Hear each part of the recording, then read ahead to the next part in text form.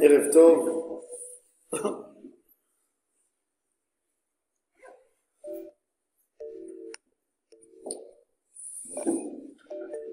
Il n'y a pas plus mauvais qu'une guerre. Mais la guerre, Lilo Nishmat, Eli Eliyahu Chaim, Ben Yitzhak et Esther. Lilo Nishmat Paul, David Ben Kamil, et Arlet Bayavat Rachel, et Moshe Ben Rivka. Une guerre, personne qui aime une guerre. Une guerre, ça associe à de très mauvaises choses dans la vie de tout homme. Mais l'homme Israël, avec les guerres, il apprend des choses sur lui-même.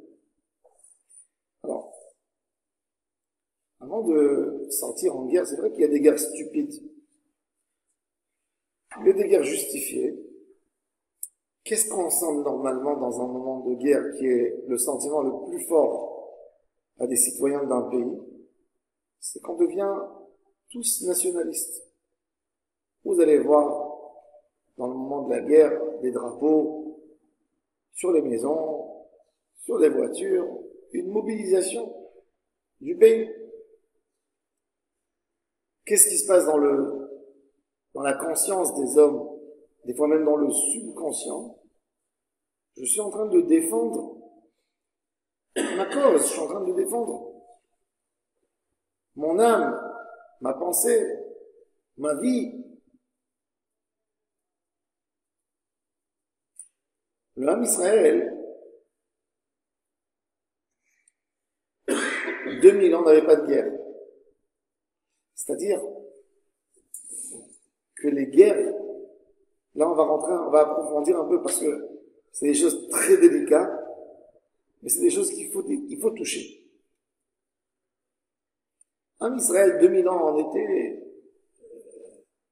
on n'a pas fait une guerre, on s'est sauvé des antisémites. On n'a pas fait une guerre. On était citoyens dans des pays où on nous a très maltraités dans la majorité des cas. Et quand c'était trop dur dans un endroit, les Juifs prenaient fuite et allaient dans un autre pays. Mais pour un Juif de l'époque, il vit à Cordoue, il vit au Maroc il y a 600, 700 ans, et il y a une guerre entre deux princes, deux personnes qui veulent prendre le pouvoir, deux peuples, deux pays. Le Juif n'y croit pas dans leurs valeurs. Son seul souci et préoccupation, c'est que la nourriture, le prix ne monte pas, et évidemment qu'on ne sera pas endommagé par les résultats de la guerre. Mais on n'a pas eu une guerre où on va lutter, on va essayer de garder nos valeurs, ce qu'on aime en fait.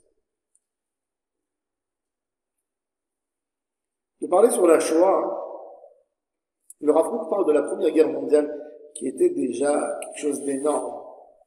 Il faut savoir que les gens ne le savent pas, mais on a tendance à parler de la Première Guerre mondiale comme une guerre sans savoir qu'il y a eu plus de 500 000 Juifs, d'un demi-million de Juifs, qui sont morts dans cette guerre, en étant soldats, morts de faim, etc., etc. C'est un peu moins que 10% de la Shoah, mais c'est énorme. Ça veut dire 500 000 Juifs morts. Première Guerre mondiale. Dans les champs de combat, dans la brigade avec les Anglais, mais pareil que là-bas, rien que les soldats juifs qui sont morts pour la France, les soldats juifs qui sont morts pour la Russie, les soldats juifs qui sont morts pour l'Empire ottoman, pour tous les pays. Ceux qui ont quitté leur maison, les vieux qui ont dû quitter et se sauver, qui sont morts en route, les maladies, etc. Quand il y a une grosse guerre, c'est une guerre qui donne des idées aussi au Ham Israël. Parce qu'une guerre mondiale, c'est quoi la différence entre une guerre et une guerre mondiale? C'est que dans une guerre, tu te sens pas vraiment concerné. Il y a une guerre entre la Russie et l'Ukraine. Je pense que c'est les seuls qui sentent un peu cette guerre, c'est les Breslev qui veulent aller à Ouman. Pour nous, qu'est-ce qu'on a de cette guerre? Le blé, on le reçoit d'Amérique. Qu'est-ce qu'on a de cette guerre? Bon, les transports un peu plus chers, je sais pas, des petites choses, des choses qui ne nous concernent pas dans notre quotidien. Pas des choses qui nous dérangent, où on va se défendre, où on est dans un jeu très dangereux, où on va perdre notre existence. Non. Dans une guerre mondiale, tous les êtres humains du continent, par exemple, ils ont peur pour leur vie. Ils sentent qu'il y a quelqu'un qui veut les déraciner, qui a envie de leur faire quelque chose.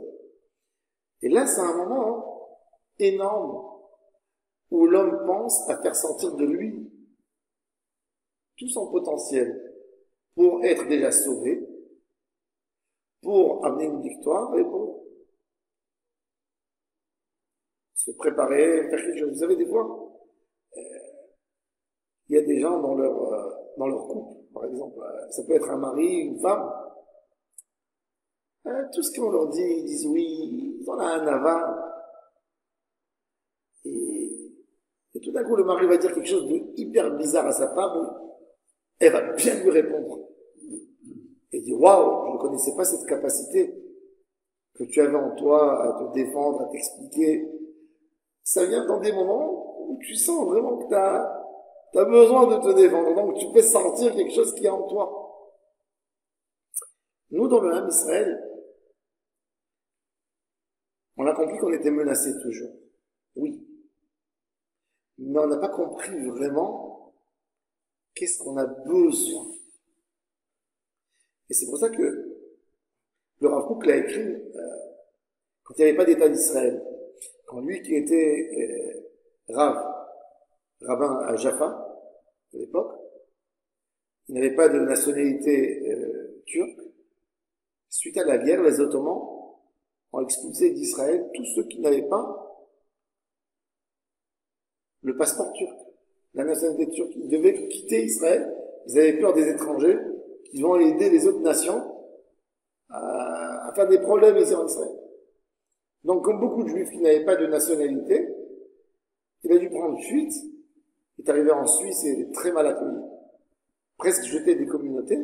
Finalement, il est parti se réfugier à Londres. À Londres, à un moment, la communauté juive a compris cette perle qu'ils avaient. Donc, on l'a nommé grand rabbin des synagogues principales des unions orthodoxes de Londres. Il était là-bas 3 ans, 4 ans. La guerre s'est terminée avec la grande victoire de l'Angleterre sur les Ottomans.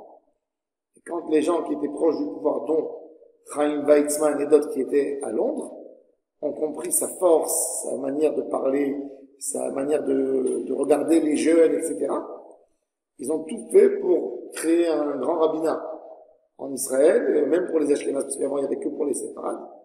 Et on a créé le grand rabbinat d'Israël, et le Rav Kook a été appelé en Israël, est devenu grand rabbin de Jérusalem, grand rabbin d'Israël. Tout à côté du Rishon LeZion, qui était déjà le grand rabbin depuis les Ottomans. Bon, ça c'est pour l'anecdote. Et le Rav Kook, quand il était exilé, il a écrit la majorité du livre Oroth. Et il parle de qu'est-ce que cette guerre, qu'est-ce que Eretz Israël lui a fait dans sa Neshama. Et cette guerre, quelque part, c'était un moment, cette guerre, pourquoi elle a commencé cette guerre? Cette guerre a commencé en Europe parce que il y avait beaucoup de principautés, de minorités ethniques qui ne se sentaient pas représentées. On sait que ça a commencé en Bosnie par un assassinat, d'accord, à Sarajevo, mais d'accord, tout ça, oui, mais tout a déclenché et ça a sauté en quelques jours. Toute l'Europe c'était en feu. On arrêtait les gens dans les rues, on les envoyait en train, ils mouraient, les cadavres, ils venaient. Ça s'est tellement vite fait. Mais pourquoi? Parce que c'était en train de bouillir tout. Parce que ces minorités voulaient une reconnaissance. C'était les moments où il y a des idéalismes, toutes les idées qui se sont développées.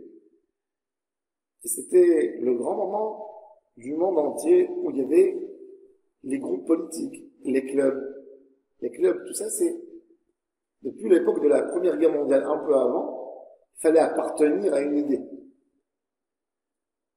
Et en fin de compte, c'est là que comme juif, tu commences à te poser des idées, des questions et te dire, mais qu'est-ce que je suis moi? Je fais qu'une pratique, mais ma Torah à moi, elle convient à un pays, n'est-ce pas? Elle convient à une culture. C'est pas une petite croyance. Dans la Torah, les Juifs, il y a une Shemitah, un arrêt total, il y a les terres qui reviennent aux propriétaires. Il faut avoir un État, il y a les lois des esclaves, il y a les lois du jugement, etc. Et en fin de compte, tu comprends que comme Juif, en exil, tu pratiques un peu moins que 20% de ta Torah. Toutes les mitzvot qui ne sont pas liées à Israël, c'est ce que tu fais. Dans ces mitzvot même, il nous manque tellement de choses. On va prendre Pessah. La plus grande partie de Pessah n'était pas appliquée. L'agneau pascal, Al-Matzot Merorim Torlou, monter au Beth Amikdash, les korbanot avec. Qu'est-ce qu'on fait aujourd'hui? On mange une galette. Et enfin un sandwich de Korer, Zerer, à la galette qu'on mangeait avec l'agneau pascal. On n'a pas toutes les règles de Pessah. On n'a que des Issourim, l'Otaz. Le Shabbat, il est différent. C'est pas un Shabbat d'Eretz Israël. Yamim Tovim, Yom Tov Shel Galuyot, c'est une grosse tâche sur les Juifs en exil. Ça veut dire, même leur fête, c'était un doute, quelque part. On a ajouté un deuxième Yom Tov pour être sûr qu'on fait bien. C'est-à-dire que chaque jour des deux, tu sais pas en réalité est-ce que tu fêtes le Yom Tov. C'est horrible. Et quand il y a une guerre, tu te sens menacé et tu te dis, je veux un cadre à moi. Mais est-ce que ça vaut? Est-ce que ça le mérite? Qu'est-ce que je veux de moi-même? Qu'est-ce que j'ai envie de faire? Comment j'ai envie d'évoluer? Qui je suis plutôt? Ça, c'est la grande guerre. Depuis la Première Guerre mondiale, il y a eu le besoin juif de monter en Eretz Israël et d'avoir une maison.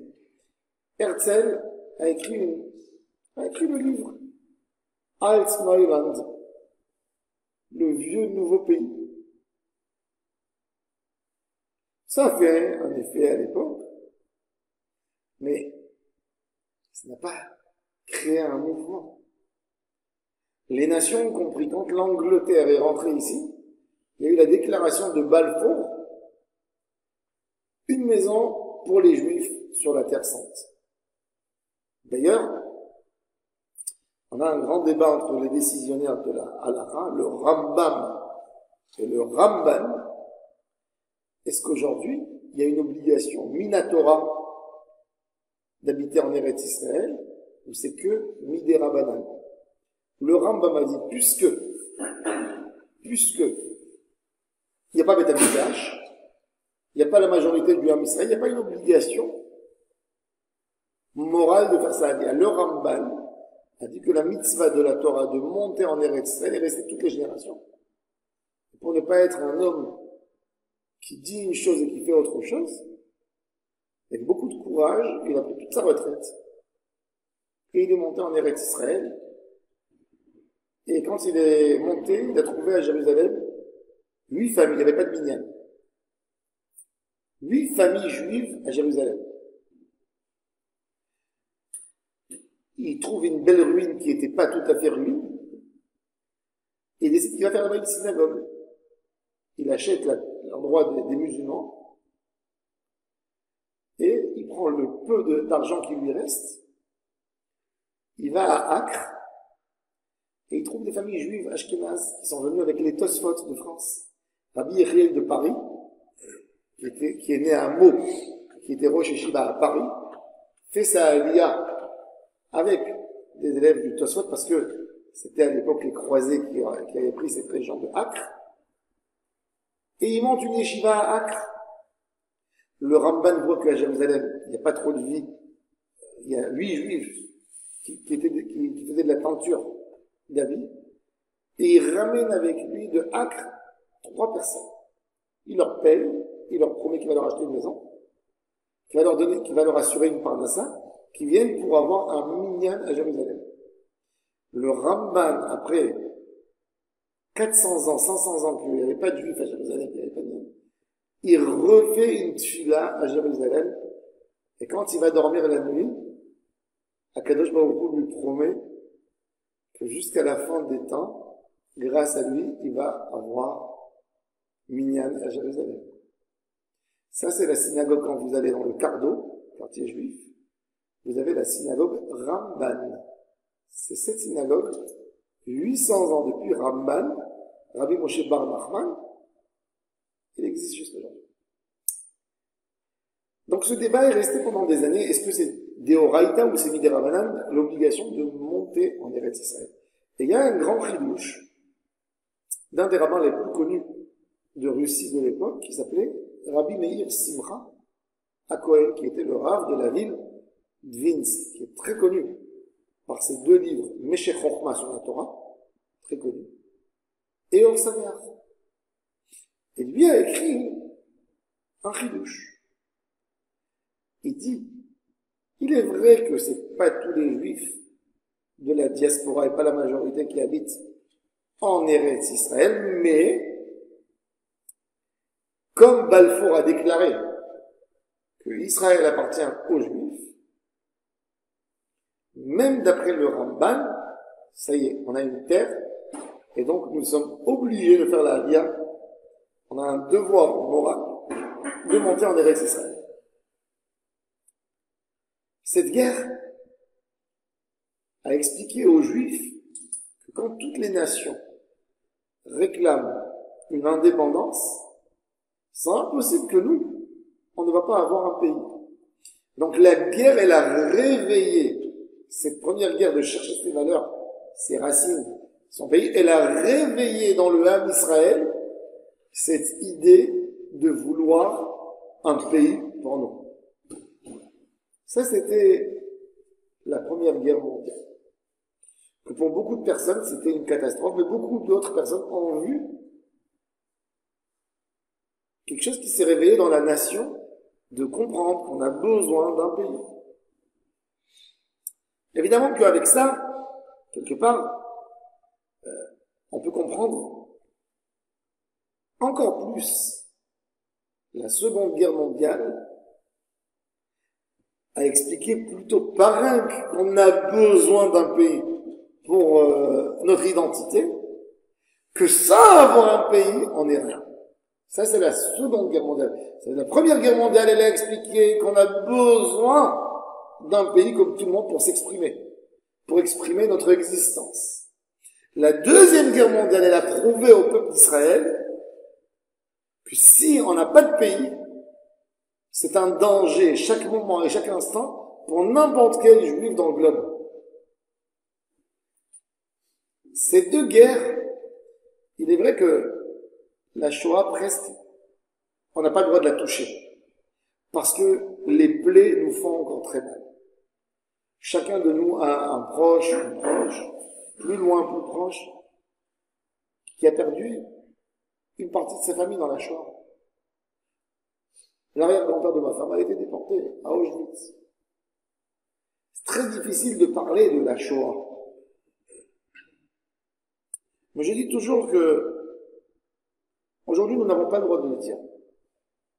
Mais dans 500 ans, par exemple, 300 ans, où le Ham Israël sera à 40 millions, et où la mémoire des gens ce sera pas une mémoire de son arrière-grand-père. Son grand-père, ça sera une mémoire sur un aïeul, sur un arrière-grand-père. Ben, les historiens diront à l'époque, grâce à la Shoah, nous avons eu l'État d'Israël. C'est affreux. On ne peut pas le dire aujourd'hui. C'est pas une parole qu'on peut dire. Mais ils vont le dire. Pourquoi? Parce que ça fera moins mal. Et avec le temps, on pourra dire, c'est ce qui a accéléré la création de l'État d'Israël. Le Rav fait la distinction entre une souffrance et le bénéfice. Mais si on regarde avec une perspective, on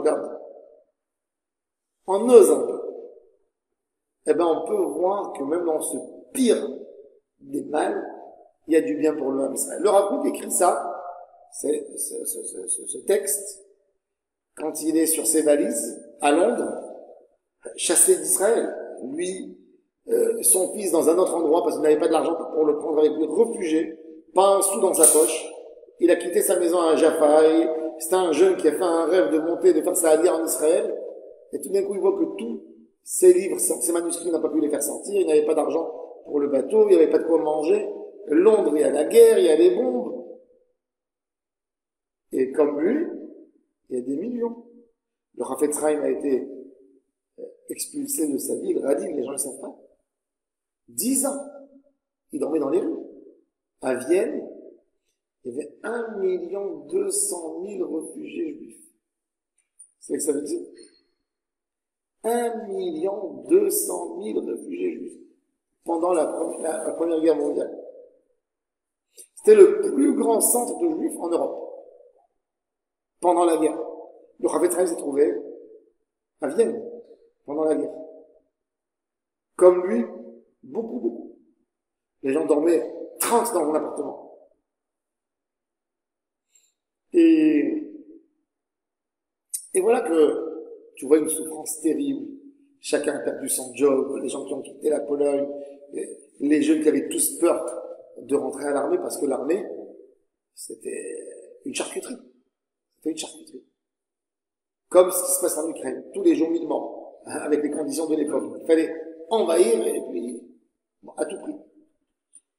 Donc, pour comprendre ce que la Première Guerre mondiale et la Seconde, rien qu'en France. En France, la Seconde Guerre mondiale, elle a tué plus d'1,5 million de jeunes. La France s'est jamais remise de la guerre mondiale. Jamais. Jusqu'aujourd'hui en France, le nombre de femmes est plus important que le nombre des hommes. Suite à la guerre mondiale. Les enfants, beaucoup de choses, et tous les pays comme ça. Des choses incroyables qui se sont passées, des familles qui n'avaient pas de téléphone comme aujourd'hui, qui se sont séparées, l'homme est parti en guerre, c'était pas comme aujourd'hui, où on retrouve des corps, où l'État d'Israël fait des tests ADN et prend de la poussière pour trouver des traces. À l'époque, un homme sortait en guerre, il n'a pas donné signe de vie.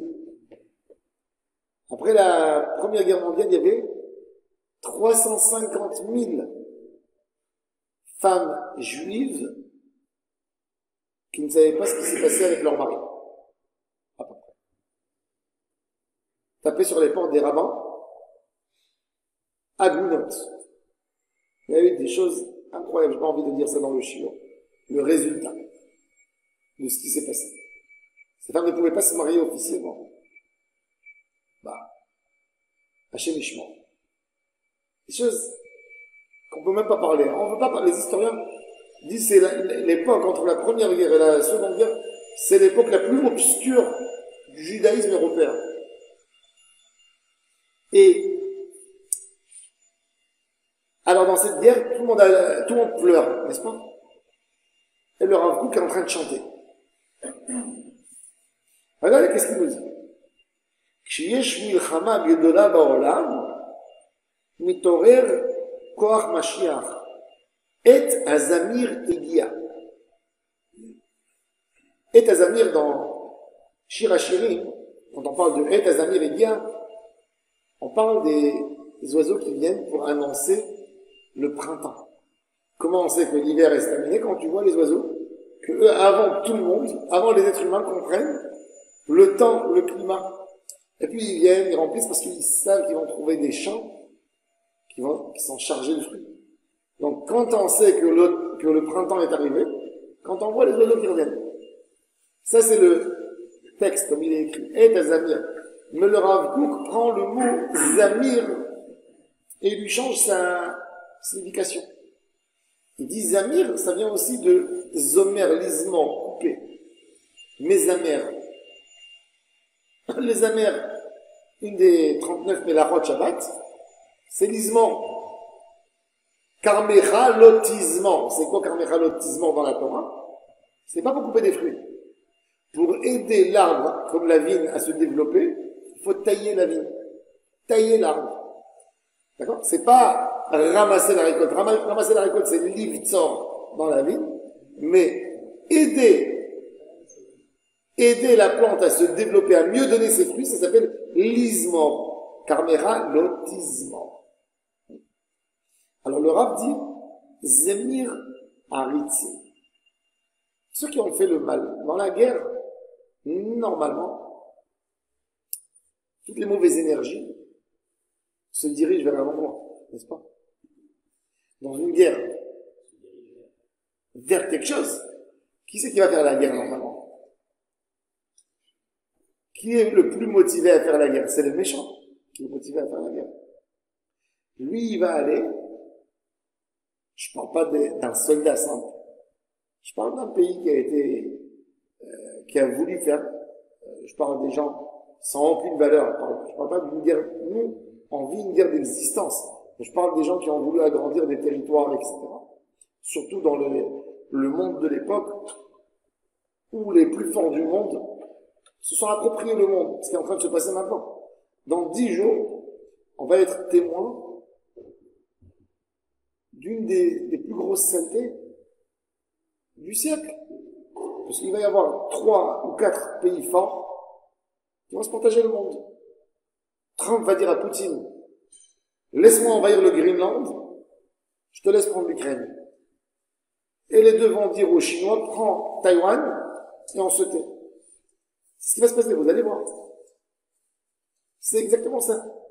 Il va y avoir 3, 4 pays énormes, les empires, ça nous plaît. S'il n'y a pas de contestation, les petits pays ne peuvent rien faire. Non, absolument aucune force. Et ce qui fait peur, parce qu'il y a les grands qui décident sur le compte des petits, sur le compte des faibles. Ça va se passer comme ça. C'est exactement comme dans le commerce. Dans le commerce, quand vous avez 2 grosses chaînes qui arrangent les prix entre eux, ça y est, c'est terminé. Il n'y a plus rien. Et le monde va souffrir. Et donc, le Rav parle d'un récha dans une guerre qui doit disparaître. Parce que dans une guerre, il y a un objectif. Et quand les deux sont têtus, eh ben, forcément que le mal va tomber à la fin. Surtout quand c'est une grande guerre mondiale. La guerre mondiale, quelque part, l'histoire de la guerre mondiale, c'est l'histoire de Chad Gadya. Il y a un petit agneau qui est sorti pour prendre un peu d'herbe dans le jardin, et puis il y a un gros chat qui l'a guetté, qui lui a sauté dessus, qui l'a mangé. Et puis après, il y a un règlement de compte du monde entier. Il y a le chien qui vient mordre le chat, il y a le bâton qui va taper le chien, il y a le feu qui va brûler le bâton, il y a l'eau qui va éteindre le feu, il y a le taureau qui va boire l'eau, il y a le shochet qui va régler le compte du taureau, et il y a le malach hamavet qui va régler le compte du shochet. C'est quoi cette histoire? Nous, on le chante comme ça. Le Rida, à l'époque, il a entendu qu'il y avait un rabbi dans le Talmud Torah. Quand les enfants, ils lui ont dit, c'est quoi ce chant Chad Gadya? Il a dit, c'est une bêtise qui a été écrite par une grand-mère, et tous les juifs, comme des idiots, le répètent tous les sédères. Le Rida a dit de l'excommunier. Tout de suite. Il a dit, dans cette histoire de Chad Gadya, il y a toute notre histoire. Il y a l'histoire du monde. Chad Gadya, c'est ça. Il y a quelqu'un, un petit agneau, il n'a rien fait, quelque part. Ça veut dire qu'il a fait un petit geste, et il a roulé, il a embobiné le monde entier dans des histoires. L'école à Tor, Ishma Be'artzim. Il dit le Rav que la guerre est là des individus tzadikim. N'est-ce pas? C'est les tzadikim qui meurent dans la guerre. Suite à la guerre, le soldat. C'est des yéchidim. Si on prend la guerre, ben maintenant, bande de Gaza, 50 000 morts. Et nous, on a eu, malheureusement, Des centaines de morts. Alors tu dis, ok, le mal, on l'a massacré. Mais ces pauvres tzadikim, le Rav nous dit, écoutez bien ces phrases. Ayechidim anispim belo mishpat. Ces individus qui meurent sans jugement. C'est-à-dire, ils n'ont pas de quoi être jugés. C'est des gens qui ont que des bonnes actions. Alors, pourquoi ils meurent? Il dit une situation de guerre, on meurt sans jugement. C'est pas Rosh Hashanah. Non. C'est pas Rosh Hashanah. Nispim belo mishpat. Yesh nispe. Et il dit le Rav, Ze midat mitat atzadikim amechaperet ala olam. C'est autre chose. C'est pas une mort de jugement. Le Rav explique, un homme qui va mourir d'une maladie. Oui, il a été jugé Rosh Hashanah.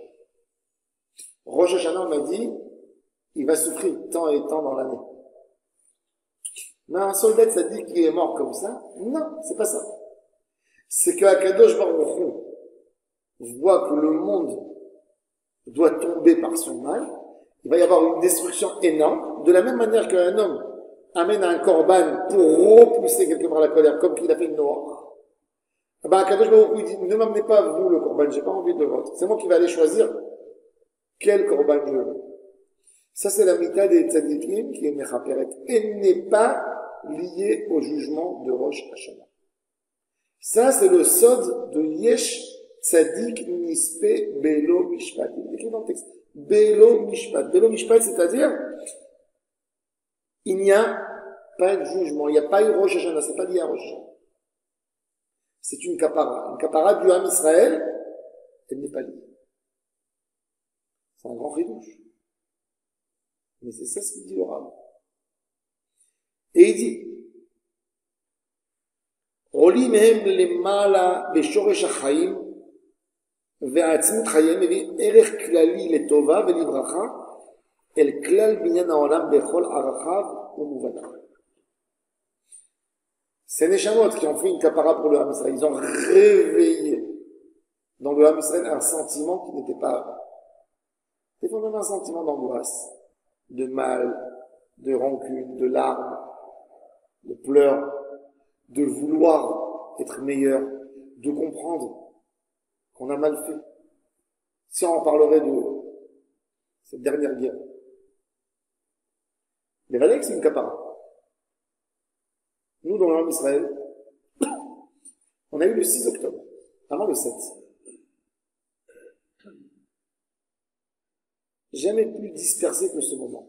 Dispersé en étant là. Haineux. Et Hachem dit, là je massacre tout. C'est un Romain Baït Shlishi. Et après, quelqu'un dit, je vais prendre des corbanotes. Je vais réveiller. Ça, c'est la capara du dor. C'est pas lié. C'est pas, ces gens n'ont pas fait une avéra. Ou Akadosh Baruch Hu a décidé, Rosh Hashanah, quand ils sont passés devant lui, de dire, non, il terminera pas cette année. Non. C'est un Hachem qui est descendu en bas, Lodi Arad de Gano, il s'est fait un bouquet de fleurs, et il a dit, je fais ça pour réveiller, pour faire une capara. Et ça va donner des décisions, ça va donner des précisions pour le Ham Israël. Ve'achar kach, ketom ha'milchama, quand la guerre elle termine, il dit le Rav, מתחדש העולם ברוח חדש, ברגלי משיח מתגלים ביותר. La guerre, c'est חבלי משיח. Après-guerre, c'est רגלי משיח. חבלי משיח, c'est avant que la femme accouche. C'est les contractions. Après-guerre, c'est, on voit le pied, on voit quelque chose. Il y a des pas. On va s'orienter à quelque chose. On a compris quelque chose. Après, la Shoah, on a compris plus que toujours qu'il nous fallait l'État d'Israël, d'accord? Mais on n'a pas compris à quel point il faudrait qu'on soit en paix entre nous. Je pense qu'après le 7 octobre, on a compris beaucoup de choses. par rapport au débat entre nous, jusqu'où on peut aller avec la discussion, jusqu'où on peut débattre, jusqu'où on peut se disputer, jusqu'où. Ça c'est Rabbi Mashiach. On se dirige dans une autre voie. Ça c'est les Raglaim. Les pieds nous amènent dans des destinations. C'est ce qu'il appelle le Raglé Mashiach.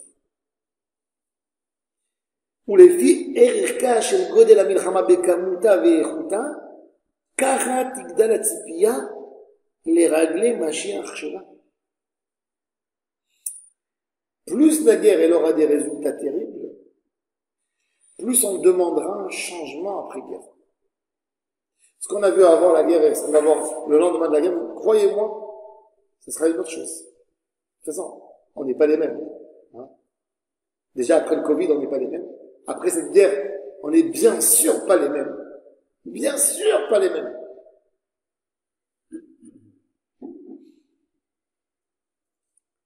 Il dit, Milchemet haolam shel achshav. Le Rav parle de la guerre 1913. Milchemet haolam shel achshav, ציפייה נוראה גדולה, ועמוקה יש בה. Le Rav, à un moment vient, il dit, moi je vois que ça se réveille chez le Ham Israël de comprendre plus que toujours le besoin d'avoir un pays. Comme je vous ai dit, le nationalisme qui s'est réveillé a réveillé les cœurs du Ham Israël. C'est pas encore la deuxième guerre où on comprend qu'on ne peut pas ne pas avoir un pays. Là, on est dans la première. מצורף לכל גלגולי הזמנים והוראת קץ המגולה של התיישבות ארץ ישראל.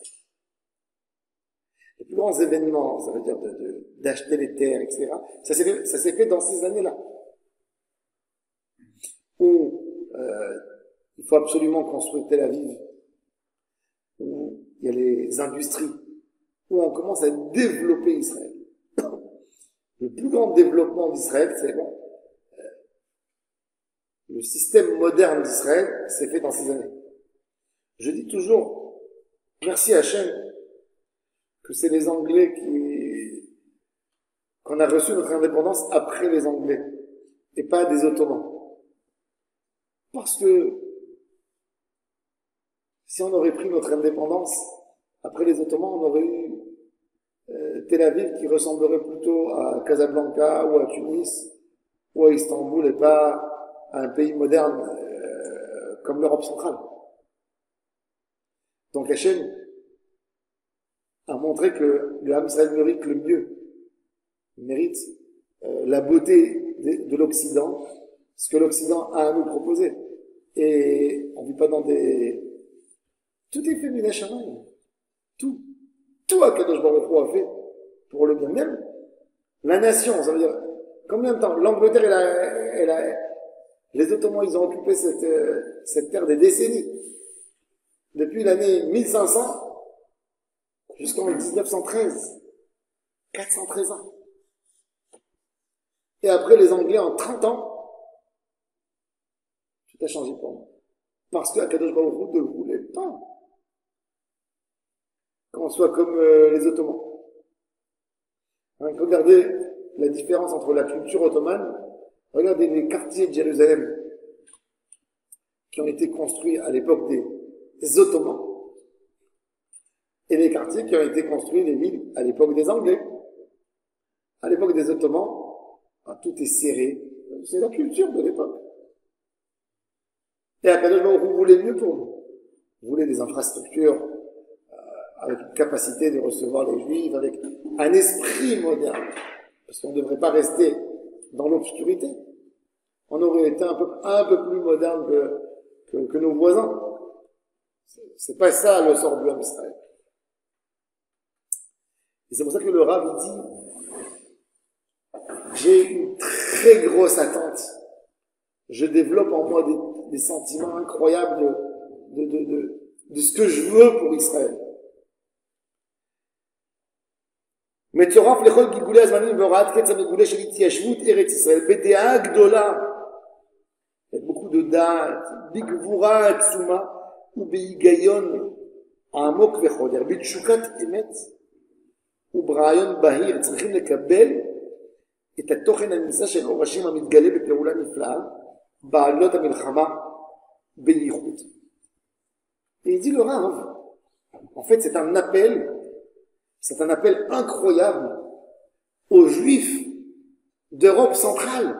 Le Rav leur dit dans ces moments-là, arrêtez de faire des collectes d'argent pour aider les Juifs à se réinstaller en Pologne, à réinstaller la communauté ici, à reconstruire la synagogue qui a pris une bombe.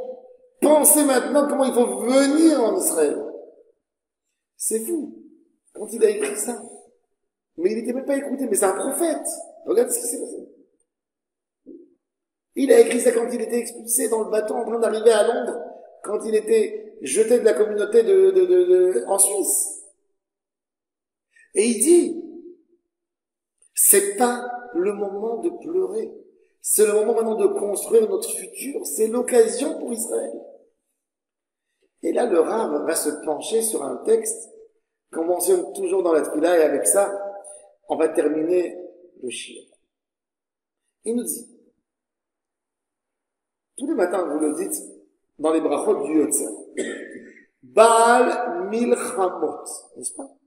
Quel titre on donne à Hachem? Celui qui fait Baal Milchamot, tu dis pas le guerrier, le propriétaire des guerres. Baal Milchamot. Quand tu dis Baal Bait, Baal Mifal, Baal, donc Baal Milchamot, le propriétaire des guerres. Ça aurait fait de ce texte un texte normalement de prière hyper rigoureux, rigueur. Le Chama, la guerre, la rigueur, le sang, la cendre, la fumée, le feu. Baal Milchamot. Quelle est la phrase tout de suite après le mot Baal Milchamot? Zoréa Tzedakot. Hachem, dans la guerre, dans ce feu, il sème une tzedaka pour un Israël, un cadeau, une offrande, quelque chose qu'on donne à un pauvre. Qu'est-ce qui vient tout de suite après? Matzmiach Yeshuot. Une Yeshua, une délivrance qui est en train de pousser. Et rien qu'après, Boré Refuot, la guérison. Où un chef va guérir la plaie dans le cœur du Ham Israël. Mais ça commence par Baal Milchamot. Ensuite, Zoréa Tzedakot. Ensuite, Matzmiach Yeshuot, Boré Refuot. Quand Hachem aura fait ça, il va gagner de nous 2 titres. Nora Teilot, on va lui faire des louanges, et on va l'appeler Adon Aniflaot. Et pour terminer, Amechadesh Betuvo Bechol Yom Tamid Maaseh Bereshit. Les Ashkenazes ajoutent un texte extraordinaire que nous, on le dit pas et je ne sais pas pourquoi. Or Chadash al Tzion Ta'ir. Tu vas éclairer avec une nouvelle lumière sur Sion. Venizke Kulanu. Et on méritera nous tous, mera rapidement, Léoron Baou Rata le Tzarmeur. Cette phrase, c'est la phrase d'Eretz Israël. C'est toute l'histoire de la Géoula d'Eretz Israël qui est dans cette bracha. Dans cette bracha incroyable, qui nous a donné un autre sens dans la guerre. Maintenant, c'est-à-dire qu'on ne regarde plus la guerre rien que comme une catastrophe humaine. Oui, c'est une catastrophe. Les dimensions de catastrophe resteront toujours de la catastrophe. Mais il y a un avantage pour nous qu'il faut tirer. La guerre, elle est là. Vous savez, en Europe, quels sont les pays qui sont restés en arrière, qui ne se sont pas développés? Les pays qui n'ont pas été dévastés par les guerres. Ben, il n'y a rien qui a bougé. L'Hongrie n'a pas été détruite parce qu'elle a été prise par les nazis tout de suite. La Pologne, elle n'a pas été détruite, elle a été la conquête de la Pologne, à part les maisons des Juifs qui ont brûlé, le ghetto de Varsovie, mais d'une grande manière, la Pologne, 24 heures, elle est tombée dans les mains des nazis. La Syrie 11 jours, eux 24 heures. C'est pour ça qu'ils ont tellement peur des Russes, parce qu'ils connaissent leur force. Moldavie, pareil. Roumanie, c'est pour ça que c'est resté. L'Europe de l'Est. Ils ne savent rien faire. Ils n'ont pas investi rien dans les structures, les infrastructures, rien du tout. Les pays qui ont été bombardés, qui ont été presque éliminés, comme la France, comme l'Angleterre, comme l'Allemagne, il fallait tout reconstruire. Et quand tu reconstruis avec du modernisme. Tu ne veux pas faire la même pourriture que tu avais avant. Eh bien, ces pays ont gagné, sont devenus les pays en Europe qui dirigent l'Europe. L'effet de la guerre pour nous, si on a cassé, maintenant il va falloir construire mieux. Et c'est là où les tzadikim voient le futur du Ham Israël. Un homme, il a envie de faire des chipoutsim chez lui à la maison. Il n'a pas fait. Il a dit, ça peut y aller, même avec ça. C'est pas grave, bientôt, je vais y arriver, bientôt. Il a laissé, tout d'un coup, son salon a pris feu. Il a dit, bon, maintenant c'est invivable, ben, il faut tout refaire. C'est-à-dire que, qu'est-ce qu'elle fait sa femme? Elle va bénir la personne qui lui a brûlé la maison. Grâce à toi, j'ai eu une maison. Ça, c'est des dimensions simples. Ça, c'est comment? Ça, c'est le regard d'un tzaddik sur la guerre. C'est pas le même regard qu'on a. Vous avez vu? On est tellement loin. Parce que ce tzaddik sera Kouk. Il va dormir avec la Géoula dans sa tête.